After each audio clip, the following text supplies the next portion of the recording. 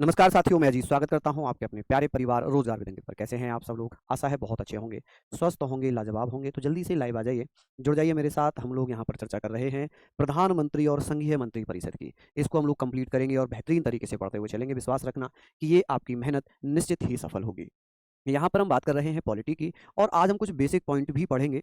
Basic point का मतलब है कि कौन कम से कम समय के लिए प्रधानमंत्री बने, कौन सबसे ज़्यादा बार बने, कौन कितनी बार बने, ये चीज़ें हम पढ़ेंगे। देखिए यहाँ पर हम पढ़ने वाले हैं प्रधानमंत्री, प्रधानमंत्री एवं संघीय मंत्री परिषद। क्या पढ़ेंगे? संघीय मंत्री परिषद, ये हमारा आज का टॉपिक है। संघीय मंत्री परिषद, परिषद।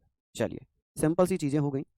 यहाँ हम लोग बात कर लेते हैं, तो सिंपल सिंपल से फैक्ट पे हम बात करेंगे। चलिए पहले हम यहाँ पर इसको मैं इंग्लिश में भी लिख देता हूँ। प्राइम मिनिस्टर, आप इसको लिखेंगे prime minister, minister and and union council of minister. आप इसको क्या लिख सकते हैं? Union council of minister, union council of minister. ये हम लोग चीज़ें यहाँ पर पढ़ेंगे, मिनिस्टर। चलिए, यूनियन काउंसिल ऑफ मिनिस्टर, तो ये सारे फैक्ट हम पढ़ेंगे, सारी चीज़ों की हम बात करेंगे। चलिए अब आप लोग भैया आ जाइए, अभी आप लोग सभी साथी आ जाइए। यहाँ पर हम बात कर रहे हैं कि सर प्रधानमंत्री और मंत्री परिषद, इनका जिक्र किस में किया गया है, कौन सा भाग है जिसमें इनका वर्णन। देखिए संविधान का भाग 5, संविधान का भाग 5 कहता है कि सर एक प्रधानमंत्री और उसकी एक मंत्री परिषद होगी, जिसे हम संघीय मंत्री परिषद कहेंगे। अब बात आती है सर भाग 5 में एक आर्टिकल है, एक आर्टिकल दिया हुआ है जिसे हम क्या बोलते हैं? एक आर्टिकल दिया हुआ है जिसे हम क्या बोलेंगे? हम बोलेंगे आर्टिकल 74, अनुच्छेद 74 में संघीय मंत्री परिषद का गठन है, जिसका प्रधान प्रधानमंत्री होता है, और इस संघीय मंत्री परिषद का प्रमुख काम होता है राष्ट्रपति को सलाह देना। क्या करना? राष्ट्रपति को सलाह देना। ये तो हो गई संवैधानिक भाषा। वास्तविकता यह है कि संघीय मंत्री परिषद जो है वो भारत सरकार चलाने का काम करती है, जिसमें हम बात करेंगे कुछ महत्वपूर्ण तथ्यों पर, धीरे धीरे से सारी चीजों को बताते हुए चलेंगे। देखिए यहाँ पर हम बात करते हैं कि सर ये संविधान के किस भाग में दिया हुआ है, किस पार्ट में दिया हुआ है। आप कहेंगे सर ये पार्ट दिया है 5। अच्छा, और हम यहाँ पर जो दोनों ही चीजें किसमें दी है? पार्ट 5 में। यहाँ पर हम यहाँ से स्टार्ट करते हैं संघीय मंत्री परिषद से। कहाँ से? संघीय मंत्री परिषद से हम पढ़ेंगे।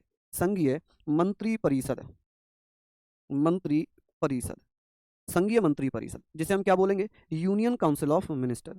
आप कहेंगे sir union council of minister, union council of minister. ठीक है जी, यूनियन काउंसिल ऑफ मिनिस्टर। चलिए, मिनिस्टर्स, यहाँ पर हम इन चीज़ों के बारे में चर्चा करेंगे और बेहतरीन तरीके से सारी चीज़ों को पढ़ेंगे। देखिए इसका जो गठन है, इसका गठन कौन से आर्टिकल में किया गया है? इसका गठन आप कह सकते हैं सर आर्टिकल 74। कौन से आर्टिकल में है इसका गठन? आर्टिकल 74 में। कि सर जो संघीय मंत्री परिषद है, संघीय मंत्री परिषद का हेड कौन होता है? इसका अध्यक्ष कह लें, इसका प्रधान कह लें कि सर इसका प्रधान, हेड या अध्यक्ष किसे कहा जाता है? तो आप कहेंगे सर संघीय मंत्री परिषद का अध्यक्ष कह लें, प्रधान कह लें, हेड कह लें, वो प्रधानमंत्री होता है। कौन होता है? प्रधानमंत्री। ठीक है जी। चलिए, प्रधानमंत्री जिसे हमने प्राइम मिनिस्टर लिखा है, क्या लिखा है जी? प्राइम मिनिस्टर लिखा है। अब बात यहां पर ये आती है कि सर प्रधान कह लें, हेड कह लें, ठीक है, प्रधानमंत्री होता है, और इसका काम क्या है? इसका काम होता है जी राष्ट्रपति को सलाह देना। क्या काम है जी? राष्ट्रपति को सलाह देना।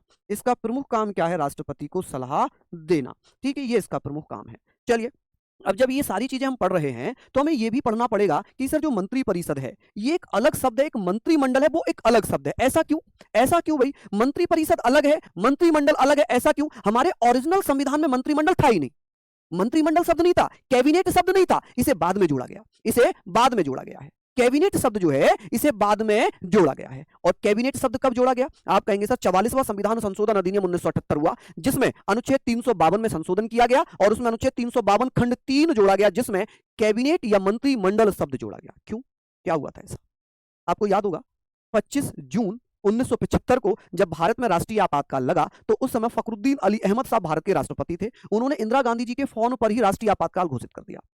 बाद में जब जांच हुई, जब जांच हुई, जांच होने के बाद ये डिसीजन लिया गया कि भाई जब भी राष्ट्रीय आपातकाल लगाया जाएगा वो प्रधानमंत्री की जो संघीय मंत्री परिषद है उसकी लिखित सूचना पर होगा। तो उन्होंने कहा मंत्री परिषद तो नहीं, लेकिन जो सरकार वास्तव में चलाते हैं, जो केंद्रीय मंत्री होते हैं, उनकी लिखित सूचना पर होना चाहिए। तो केंद्रीय मंत्रियों को एक नाम दिया जाए कि भाई चलो एक काम करते हैं, कैबिनेट नाम दे देते हैं, कैबिनेट नाम दे देते हैं। और कैबिनेट नाम दिया जी किस पर आधारित था? ब्रिटेन पर, क्योंकि ब्रिटेन में हुआ करती थी कैबिनेट, जो सरकार चलाती थी। आपने पढ़ा भी था कि कैबिनेट के 3 सदस्य आए थे, Patrick Lawrence, AB Alexander, Stafford Cripps, जिनके नेतृत्व में क्रिप्स मिशन नहीं, कैबिनेट मिशन भारत आया था। कौन सा? कैबिनेट मिशन भारत आया था। चलिए, बात आती है कि सर यहां पर ये सारी चीजें हम पढ़ रहे हैं, यहाँ पर सारी चीजें हम पढ़ रहे हैं। अब बात ये आ गई कि भैया ये बता दो कि जो संघीय मंत्री परिषद है, संघीय मंत्री परिषद के बारे में क्या कहा गया। इसमें देखिए दो शब्द हम पढ़ेंगे, यहाँ पर हम दो शब्द पढ़ेंगे। एक होता है इसमें एक भैया इसमें क्या होता है, एक होता है जी मंत्री परिषद, एक होता है जी मंत्री परिषद, ठीक है, जिसे काउंसिल ऑफ मिनिस्टर कहते हैं, ठीक है, क्या बोलते हैं, काउंसिल ऑफ मिनिस्टर। अच्छा, संघीय मंत्री परिषद में कौन कौन लोग शामिल हैं जी, इसमें कौन कौन लोग शामिल होंगे, इसमें केंद्रीय मंत्री होते हैं। कौन होते हैं इसमें, केंद्रीय मंत्री। आप कहेंगे सर इसमें केंद्रीय मंत्री शामिल होते हैं, इसमें राज्य मंत्री शामिल होते हैं, इसमें कौन शामिल होते हैं, राज्य मंत्री शामिल होते हैं, इसमें उप मंत्री शामिल होते हैं, उप मंत्री। और प्रधानमंत्री तो इसका अध्यक्ष है ही है, प्रधानमंत्री तो इसका अध्यक्ष है ही, वो तो रहेगा ही रहेगा। अब बात आती है मंत्रिमंडल की। किसकी बात आती है, मंत्रिमंडल। आप कहेंगे सर मंत्रिमंडल, इसे हम बोलते हैं कैबिनेट। क्या बोलते हैं इसको हम, इसे हम बोलते हैं जी कैबिनेट, कैबिनेट, ठीक है जी, कैबिनेट। अब बात ये आएगी कि सर जो कैबिनेट है ना, ये मूल संविधान में नहीं था, मंत्रिमंडल मूल संविधान में नहीं था। ये जो शब्द है ना कैबिनेट, ये मूल संविधान में नहीं था, ठीक है, नहीं था, इसे बाद में जोड़ा गया है। इसे कब जोड़ा गया, आप कहेंगे सर इसे 44वें संविधान संशोधन अधिनियम 1978 के द्वारा अनुच्छेद 352 में एक नया खंड जोड़ा गया। 352 में खंड 3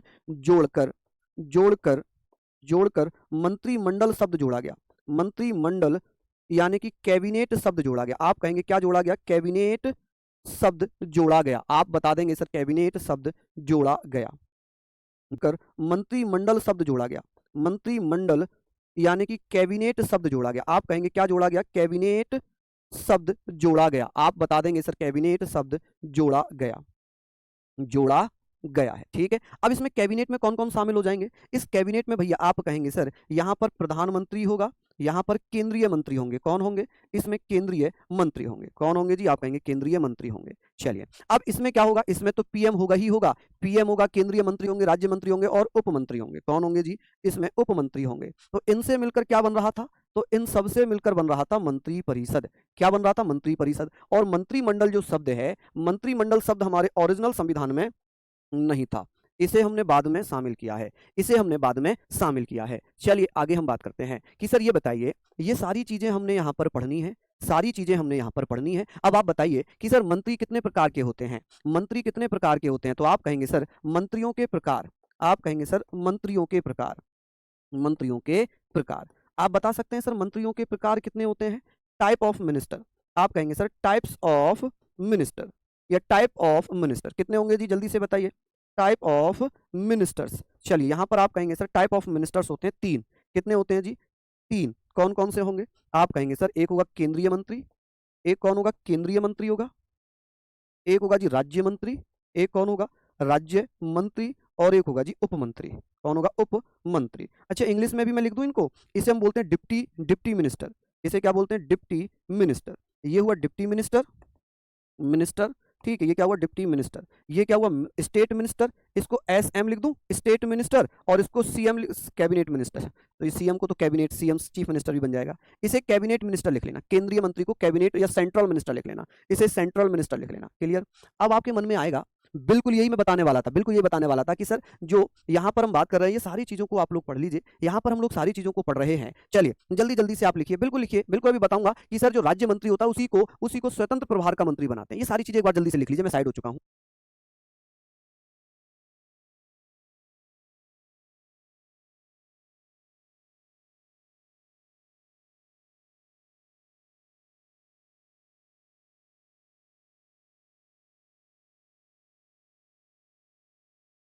चलिए जल्दी जल्दी से भैया इसको लिख लीजिए, जल्दी से इसको लिखिएगा। हम लोग यहाँ पर बात कर रहे हैं, ये सारी चीज़ें आपने लिख ली, सारी चीज़ें आपने लिख ली कि सर 44वें संविधान संशोधन के द्वारा अनुच्छेद 352। इसमें कंफ्यूज मत होना कभी, इसमें सोचो कि ये क्यों लिख दिया 3। अगर इसमें केवल आप 352 भी लिख दोगे ना, तब भी कोई दिक्कत नहीं होगी, तब भी कोई दिक्कत नहीं होगी। ठीक है, यहाँ तक हमने पढ़ लिया। अब एक नोट में मैं लिख देता हूँ, यहाँ पर नोट में मैं लिख देता हूँ, भैया ने क्वेश्चन पूछा, मैं उसका जवाब दे देता हूँ कि सर राज्य मंत्री को ही स्वतंत्र प्रभार का मंत्री बनाया जाता है, राज्य मंत्री को ही स्वतंत्र प्रभार का मंत्री बनाया जाता है। क्या किया जाता है, स्वतंत्र प्रभार का मंत्री बनाया जाता है, स्वतंत्र प्रभार का मंत्री बनाते हैं, का मंत्री बनाया जाता है। ठीक है, मंत्री बनाया जाता है।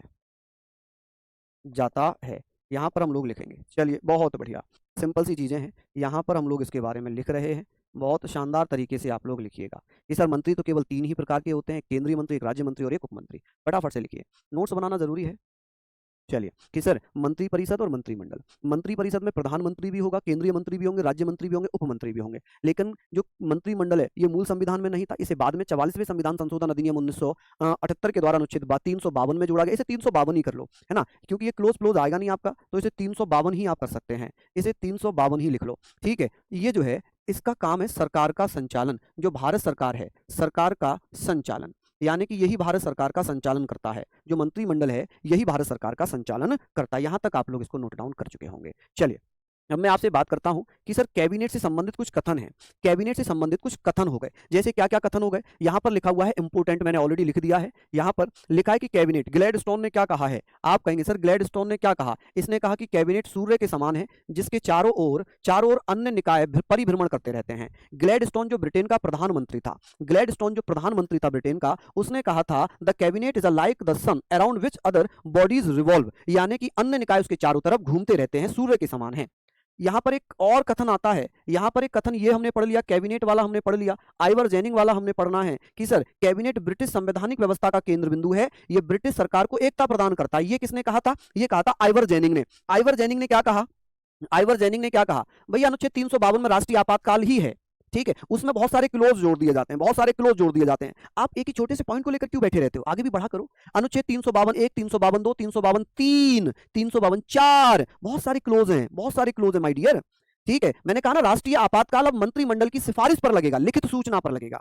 चलिए यहां पर आइवर जेनिंग ने कहा था the cabinet is the centre point of the British constitutional system, it provide unity to the British government. ये किसने कहा था, ये कहा था आइवर जेनिंग ने। यहां पर आता है मार्ले, मार्ले ने क्या कहा, मार्ले ने कहा कि मंत्री परिषद के सदस्य एक साथ तैरते हैं और एक साथ डूब जाते हैं, कि यदि प्रधानमंत्री त्यागपत्र देता है, यदि प्रधानमंत्री त्यागपत्र देता है तो वैसे ही अन्य मंत्री परिषद का भी अपने आप त्यागपत्र हो जाता है।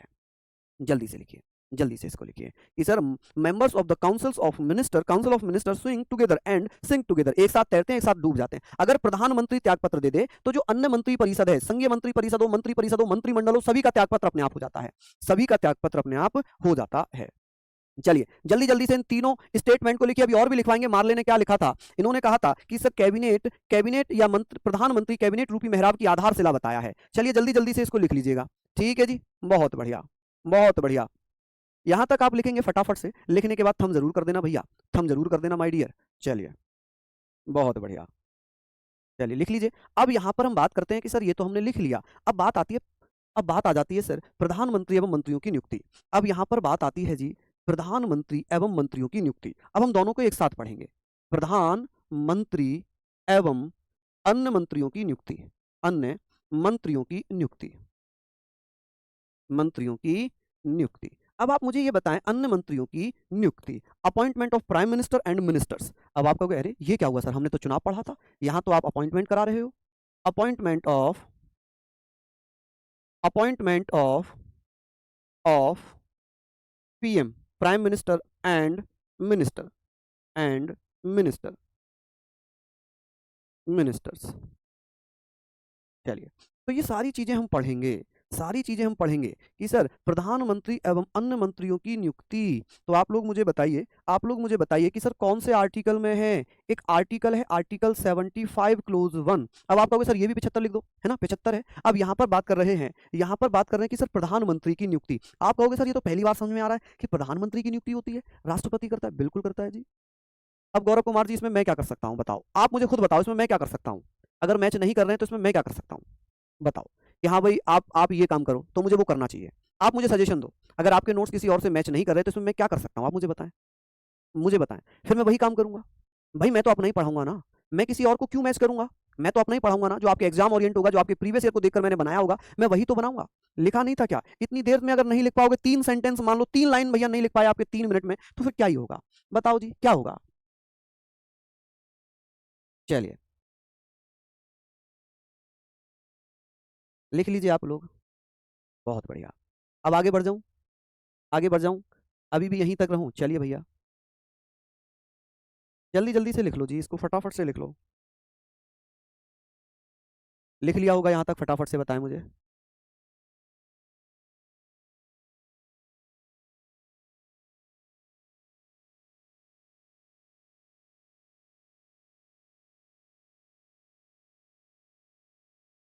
चलिए बहुत बढ़िया, शानदार। आगे बात करें, यहाँ पर हमने पढ़ना था। अब हम यहाँ पर बात कर रहे थे, यहाँ पर हम बात कर रहे थे कि सर इसमें राष्ट्रपति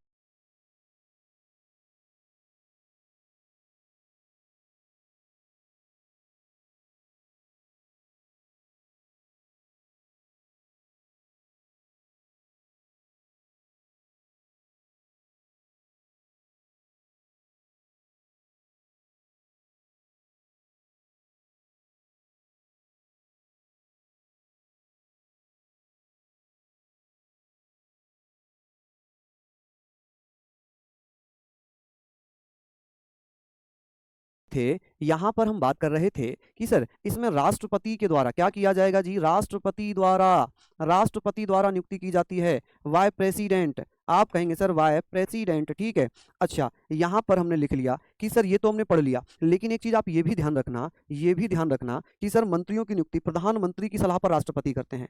आप कहेंगे सर जो मंत्री हैं, मंत्रियों की नियुक्ति प्रधानमंत्री की सलाह पर राष्ट्रपति द्वारा की जाती है। मंत्रियों की नियुक्ति प्रधानमंत्री की सलाह पर, प्रधानमंत्री की सलाह पर क्या किया जाता है जी, सलाह पर क्या किया जाता है, सलाह पर नियुक्ति की जाती है, सलाह पर राष्ट्रपति द्वारा। ठीक है जी, किसके द्वारा, राष्ट्रपति द्वारा। यहां तक तो जर्नल है, आपने पढ़ रखा होगा। अब बात आती है सर जो ये प्रधानमंत्री और मंत्री हैं, इनका कार्यकाल कितना होता है, ये कब तक अपने पद पर बने रहते हैं, तो इनका कार्यकाल क्या होगा, कौन कौन भैया बता देंगे। आप कहेंगे सर प्रधानमंत्री और मंत्री परिषद, यदि लोकसभा में जो बहुमत दल का नेता होता है वो प्रधानमंत्री बनता है, लोकसभा में जो बहुमत दल का नेता होता है मैक्सिमम टाइम वही प्रधानमंत्री बनता है। कि सर ये बताइए लोकसभा मेजॉरिटी में आप कहेंगे सर जो मेजॉरिटी का लीडर होगा, लीडर ऑफ मेजॉरिटी, वही पीएम बनेगा। अब यहां पर इनका कार्यकाल किसमें दिया हुआ है, कार्यकाल चाहे वो प्रधानमंत्री हो या अन्य मंत्री हो,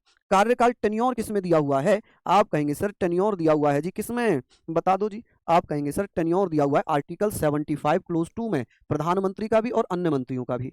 आप कहेंगे सर ये कितने समय के लिए प्रधानमंत्री और अन्य मंत्री बने रहते हैं, जल्दी से बताना, जल्दी से बताना। महामंत्री कुछ नहीं होता भैया, संविधान में महामंत्री शब्द का प्रयोग नहीं है। महामंत्री तो ये तो अब हमने बना लिए, तभी तो हम लोग पीछे रह गए। ये कौन है, ये स्टूडेंट महामंत्री हैं, ये विद्यार्थी संघ के महामंत्री हैं, तो हम महामंत्रियों में बने रह जाते हैं। ठीक है, अब बात यहां पर आती है कि सर ये बताइए कि इनका जो कार्यकाल है ना वो राष्ट्रपति के प्रसाद पर्यंत होता है, जब तक राष्ट्रपति चाहेंगे, राष्ट्रपति के प्रसाद पर्यंत, प्रसाद पर्यंत, ठीक है जी, प्रसाद पर्यंत, प्रसाद पर्यंत। ठीक है, आप कहेंगे सर राष्ट्रपति के प्रसाद पर्यंत, यानी कि during of the pleasure of the president. इसको आप ऐसे लिखेंगे सर ड्यूरिंग, अरे यार एक और of the message. Pleasure, during of the pleasure of the president, of the president, कि जब तक राष्ट्रपति चाहेंगे, जी बहुत लंबी हो गई है, ड्यूरिंग ऑफ द प्रेसिडेंट, कि जब तक राष्ट्रपति चाहेंगे प्रधानमंत्री और मंत्री अपने पद पर बने रहेंगे। लेकिन हमने तो ये पढ़ा है कि प्रधानमंत्री 5 साल के लिए बनता है, मंत्री 5 साल के लिए बनते हैं, ऐसा कहीं नहीं लिखा है कि मंत्री और प्रधानमंत्री 5 साल के लिए बनते हैं। मैंने कहा था कि लोकसभा में जब तक, अभी मैं बताऊंगा कौन बन सकता है प्रधानमंत्री, तो लोकसभा में जो बहुमत दल का नेता होता है वो 5 साल के लिए प्रधानमंत्री बनता है, ऐसा कहीं लिखा है, कहीं नहीं लिखा। क्या लिखा है, राष्ट्रपति के प्रसाद पर्यंत। एक सामान्य कार्यकाल की बात हो जाए प्रधानमंत्री के, तो आप कहेंगे सर 5 साल भी रह सकता है, बीच में भी बदला जा सकता है, वो उसका कोई फिक्स पीरियड नहीं है। अब बहुत सारे टाइम, बहुत सारी जगहों पर आपने सुना होगा कि मोदी जी रिटायर होने वाले हैं, मोदी जी की रिटायरमेंट एज आ गई। आपने बहुत सारी चीजों को पढ़ रखा होगा, बहुत सारी चीजों को पढ़ रखा होगा। भैया लोकसभा का चुनाव होता है मंजीत, लोकसभा का चुनाव होता है, लोकसभा में जो बहुमत दल का नेता होता है उसे प्रधानमंत्री के रूप में राष्ट्रपति नियुक्त करते हैं। ठीक है, बात आती है कि सर ये बताएं कि जो प्रधानमंत्री है क्या समय से पहले भी हटा दिया जाता है, बिल्कुल हटा दिया जाता है, बिल्कुल हटा दिया जाता है। चलिए बहुत बढ़िया, हाँ जी बिल्कुल, धन्यवाद भैया, बहुत बहुत धन्यवाद। ये सारी चीजें हमने पढ़ लिया। चुनाव इसलिए होता है ताकि लोकसभा में जो बहुमत दल का नेता है, जो लीडर ऑफ अपोजिशन है, चलिए यहाँ पर जो लीडर ऑफ अपोजिशन है उसके बारे में हम लोग बात करेंगे कि भैया उसी को प्रधानमंत्री बनाया जाता है। इसका मतलब क्या है, इसका मतलब है जब तक राष्ट्रपति चाहें, जब तक राष्ट्रपति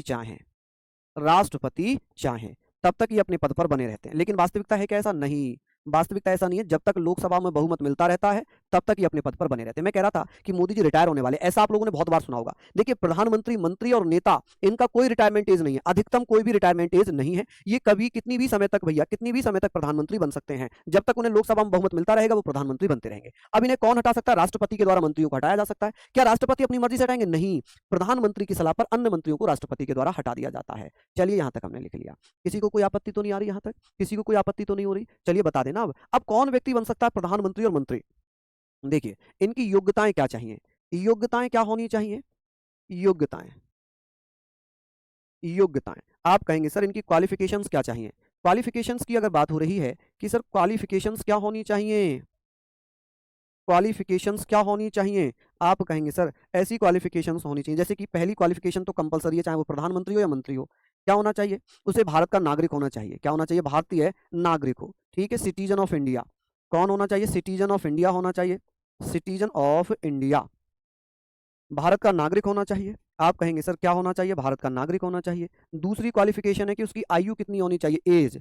प्रधानमंत्री बनने के लिए, मंत्री बनने के लिए उसकी एज कम से कम 25 साल होनी चाहिए, 25 साल होनी चाहिए।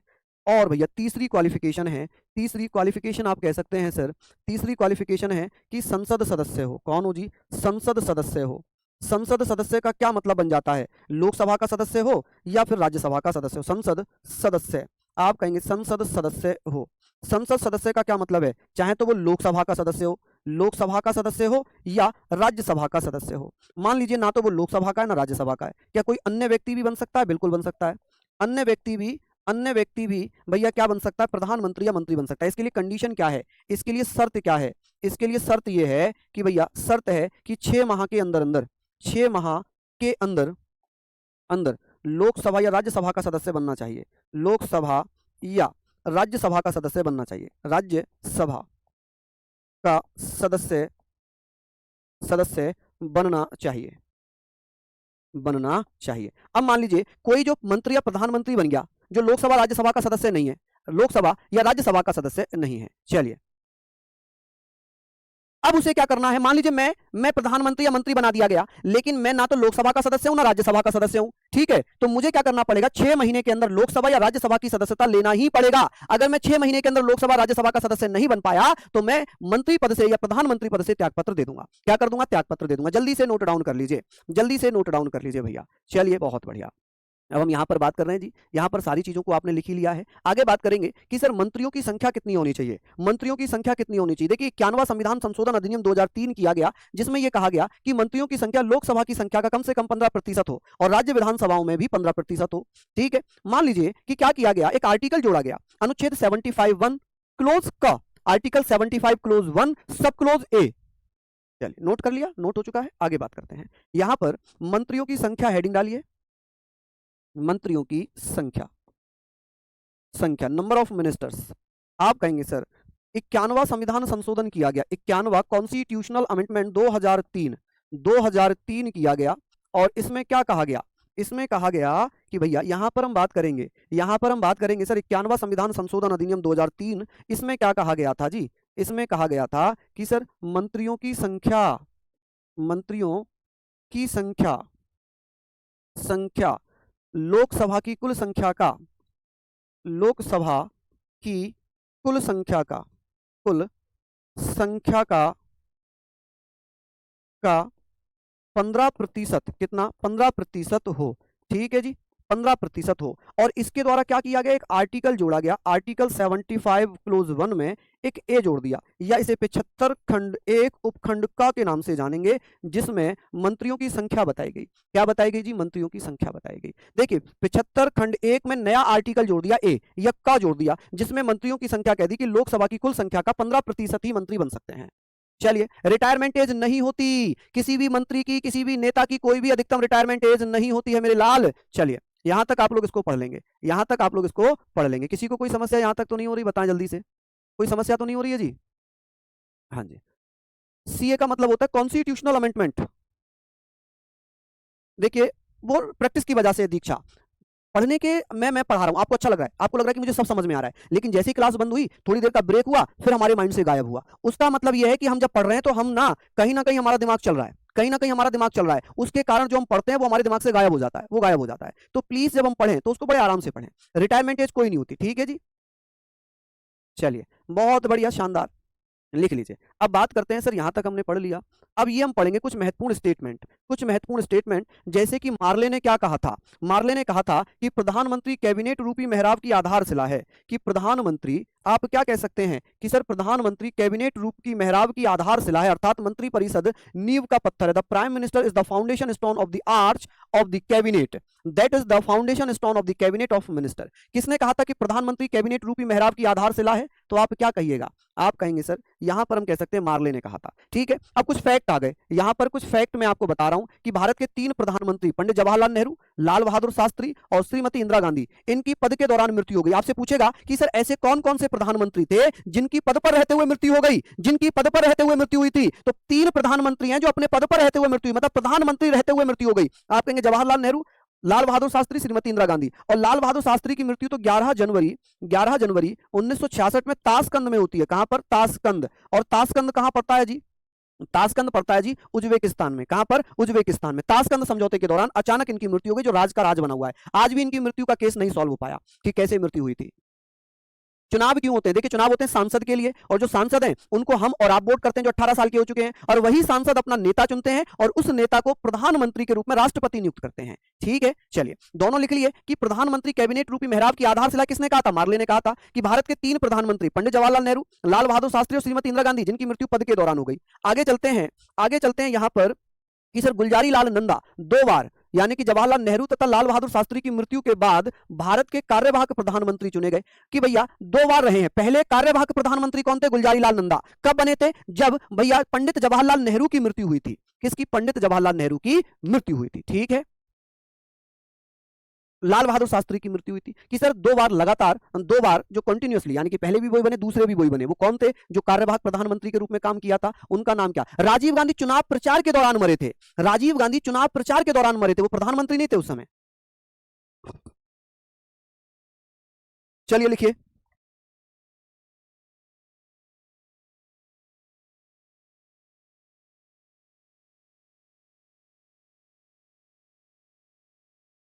बड़ा धीरे लिख रहे हो कि सर पीछे का लिखने दो। लिखो भैया पीछे का।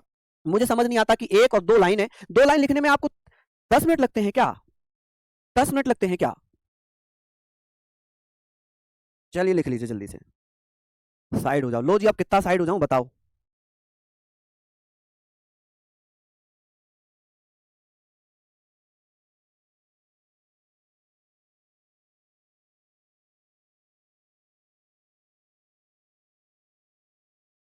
चलिए लिख लीजिए फटाफट से, यहाँ पर फटाफट से लिख लीजिए।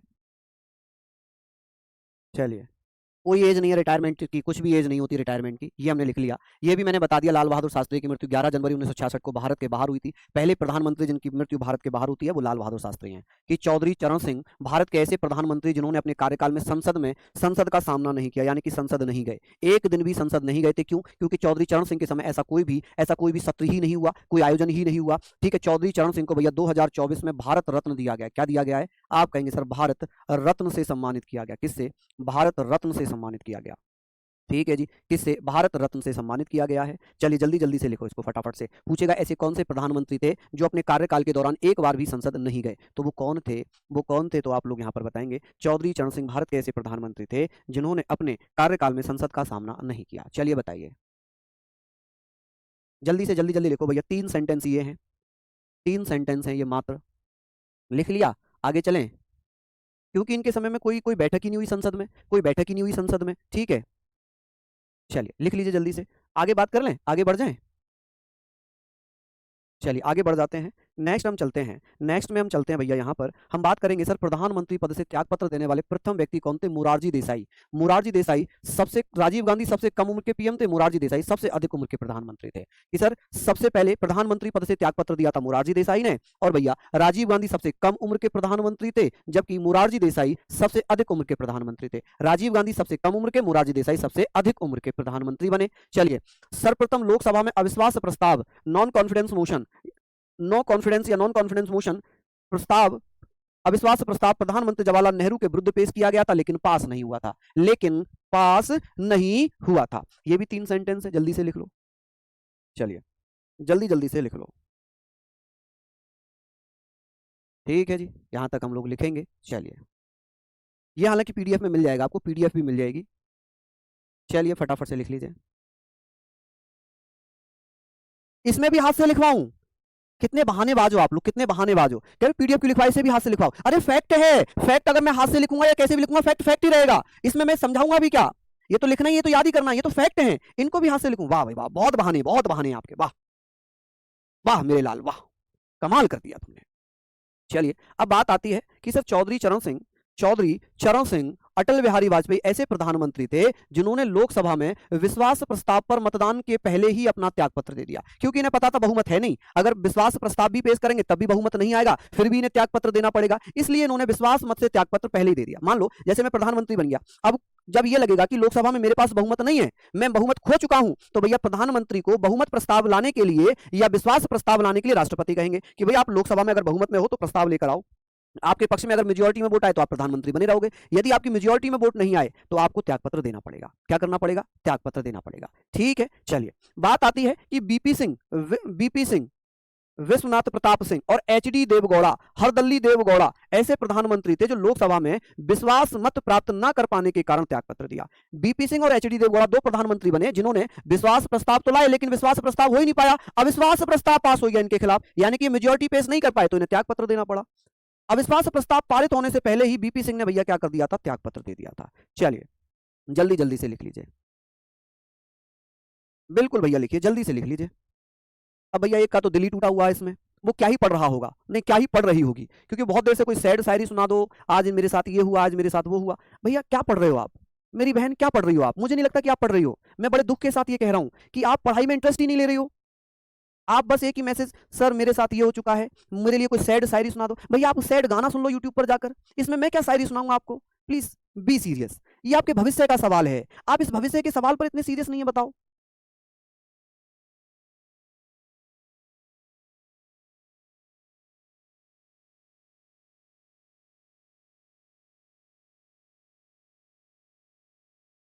नहीं बेटा, चौधरी चरण सिंह की तो मृत्यु हुई, किसानों के मसीहा जाट नेता चौधरी चरण सिंह। चलिए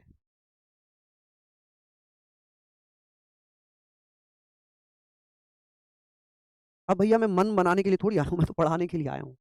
चलिए लिख लिया होगा आप लोग, लिख लिए होंगे। आगे चलते हैं, यहाँ पर बात आती है कि सर अमृता कौर होगी, अमृता कौर किसी भी एक विभाग का कार्यभार संभालने वाली सबसे अधिक अवधि तक केंद्रीय मंत्री थी, यानी कि स्वास्थ्य विभाग की सबसे लंबा कार्यकाल था अमृता कौर का, और केंद्रीय मंत्रिमंडल से त्यागपत्र देने वाले पहले मंत्री बने थे श्यामा प्रसाद मुखर्जी, और इन्होंने ही 1951 में इन्होंने जनसंघ पार्टी की स्थापना की थी। किसकी? जनसंघ, आप कहेंगे सर जनसंघ पार्टी की स्थापना की थी। किसकी? जनसंघ पार्टी की स्थापना कर दी। चलिए बहुत बढ़िया, यहां तक हमने पढ़ लिया।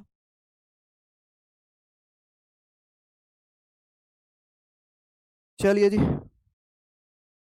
2 स्लाइड और बची हैं।